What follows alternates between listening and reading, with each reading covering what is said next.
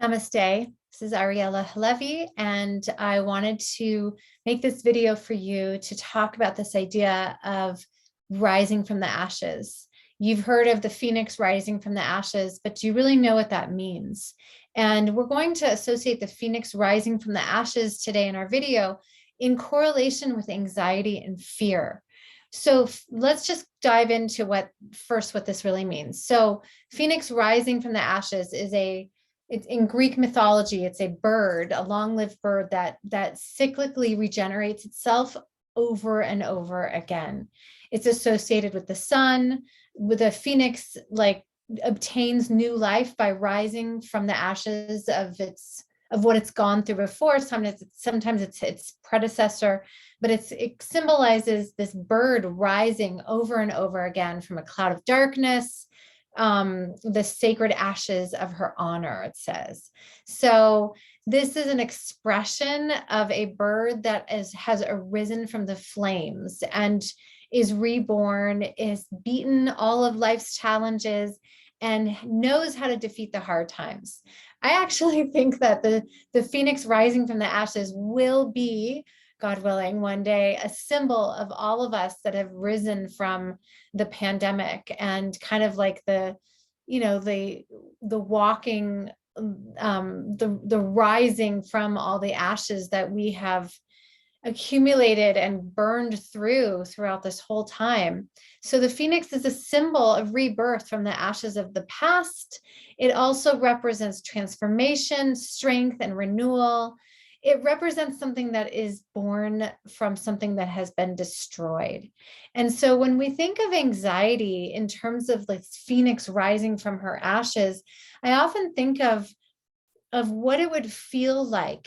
Like, ask yourself what it would feel like. What would it feel like to rise from the ashes of anxiety and fear?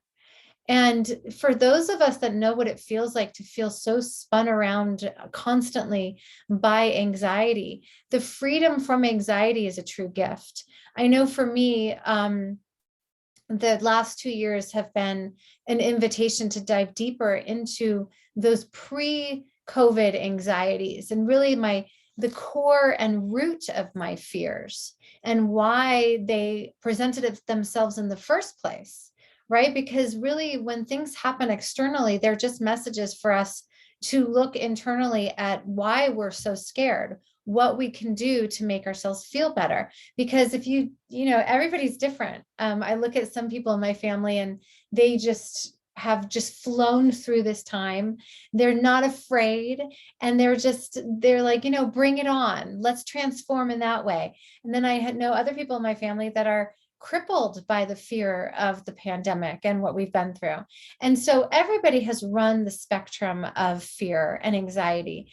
And I want to speak specifically to rising from the ashes of your shutdown. So and I've said this before in other videos and other moments, that the fear and anxiety you're feeling is a representative of what's going on underneath you. So it's a collective fear that is bringing up our collective anxieties. But how do we get through it? And in my last video, I talked about being the butterfly and coming out of the cocoon and really spreading your wings by healing, serving, and giving. And so another way, more of like I think of a day-to-day way to give, serve, love, and heal and just move forward, is to commit to a practice. To really commit to, we neurologically and in our brains, we have created, as collective and individually, we have created a system, a predictable subconscious machine inside of our heads that naturally know how to react to fear, stress, and anxiety. It probably started when we were little. If you think back to a trauma or the root cause of your fear and anxiety, it could be something very obviously traumatic, but trauma is what your body tells you that trauma is. Trauma can be abuse on a large level, but trauma can also be your first grade teacher telling you were stupid and you weren't going to amount to anything. I mean, that's traumatic, but you know what I mean? There's different levels, right? So we take those big or little traumas, those wounds that are very personal to us. And as children and as young people, we decide that we're going to shut a piece of ourselves down in order to survive, in order to survive life. We're going to have to shut you down so we can move forward. I remember talking to a client that said that she had a teacher that did say to her, you know, you can't go to these colleges. You're not smart enough. You need to be realistic about what you can do in life with your grades and your smarts. You're really not smart enough to move forward in this way. And from then on, she had in her mind that she was stupid. She didn't go to the college she wanted to. She didn't get the job she wanted to, but it created massive anxiety inside of her because she wasn't rising from the ashes. And the ashes would be that destructive comment. But her job was to acknowledge it. So part of shamans believe that part of losing pieces of yourself and is soul fragmenting. It doesn't mean that your soul died. It doesn't mean that pieces of your soul went away. It means that you are born whole, and the whole task of being human is to reclaim that wholeness, reclaim who you really are, no matter what your mom said, your dad said, the teacher said, and now that inner voice says about you. So your job in this lifetime is to remember that you are a whole, beautiful soul, and not one thing is allowed to have power over you. That then, what happens then is that your soul is pieces of it shut down. Shamans tell us that they go and live with Mother Earth until we're ready to reclaim it. But how do we rise from the ashes and reclaim our souls and our bodies after we've lived with crippling sometimes and just or low level, low grade anxiety most of our lives? So one way to do that is to go back in time. And this is what I do with clients is we go back in time in order to meet that little person, whether it's a past life, whether it's an ancestor, or your little person from, you know, when you were 20 or 5 or 10. It really doesn't matter how old you are. And we have a conversation with that fragmented piece. And we let that fragmented piece discuss why it feels so distraught, why it's shut down in the first place. We give her or him a voice. It's really important to give anxiety a voice, not necessarily the surface anxiety, but that root anxiety. Because what happens when we don't give that root anxiety a voice is that she fragments and then we go away.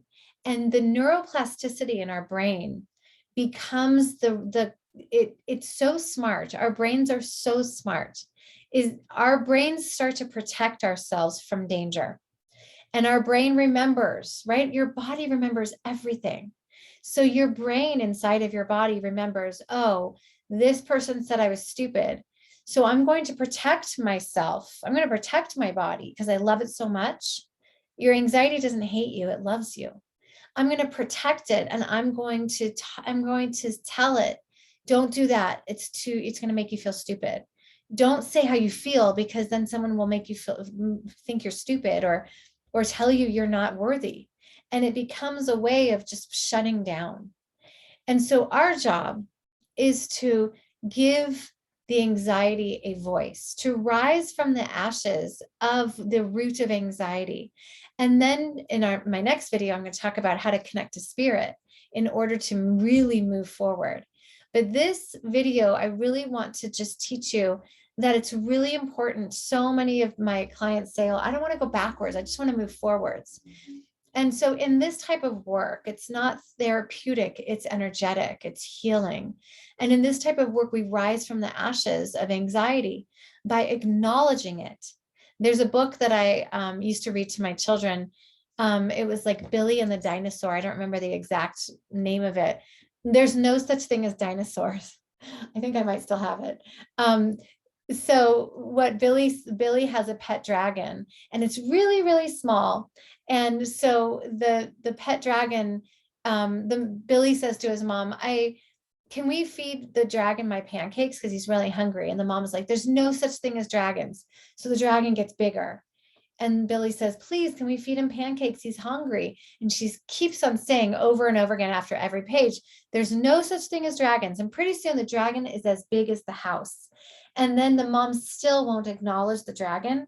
So the dragon starts moving the house down the street, and the dad can't find the house anymore because the dragon is so big, it's like taking the house away, until the mom has finally said, okay, I acknowledge, we can feed the dragon is real. And then what happens is the dragon becomes really, really small, and it sits in the size of Billy's hand. This is what it means to rise from the ashes, to be that phoenix, to rise from the ashes of your anxiety, is to give it a voice and to start piecing back the pieces of your soul so that you can remember that you are that divine blueprint that you are meant to be. You are a whole soul filled with love and beauty and much more than your anxiety. Your anxiety is not who you are. And so this invitation is to really, really piece back those soul fragments and remember how beautiful you really are. Namaste.